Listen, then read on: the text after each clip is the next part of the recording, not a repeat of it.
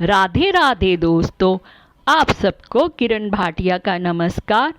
तो आज की मेरी मोटिवेशनल कहानी का नाम है मीठा बोलने में कंजूसी नहीं करनी चाहिए। एक बार एक राजा अपने सहचरों के साथ शिकार खेलने जंगल में गया था।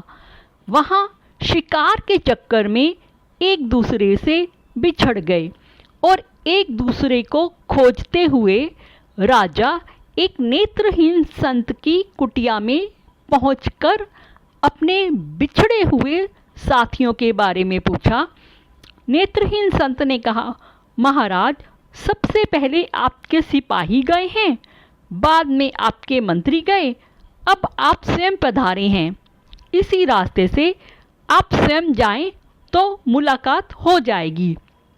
संत के बताए हुए रास्ते में राजा ने घोड़ा दौड़ाया और जल्दी ही अपने सहभागियों से जा मिला और नेत्रहीन संत के कथानुसार ही एक दूसरे के आगे पीछे पहुंचे थे। एक बात राजा के दिमाग में घर कर गई कि नेत्रहीन संत को कैसे पता चला कि कौन किस ओहदे वाला जा रहा है। लौटते समय राजा अपने अनुचरों को साथ लेकर संत की कुटिया में पहुंचकर संत से प्रश्न किया कि आप नेत्रहीन होते हुए भी कैसे जान गए कि कौन जा रहा है, कौन आ रहा है। राजा की बात सुनकर नेत्रहीन संत ने कहा, महाराज, आदमी की हैसियत का ज्ञान नेत्रों से नहीं, उसकी बातचीत से होता है। सबसे पहले जब आपके सिपाही मेरे पास से गुजरे तब उन्होंने मुझसे पूछा कि ए अंधे, इधर से किसी को जाते हुए की आहट सुनाई दी क्या? तो मैं समझ गया कि यह संस्कार विहीन व्यक्ति छोटी पदवी वाले सिपाही ही होंगे। जब आपके मंत्री जी आए तब उन्होंने पूछा, बाबा जी, इधर से किसी को जाते हुए आपने देखा क्या?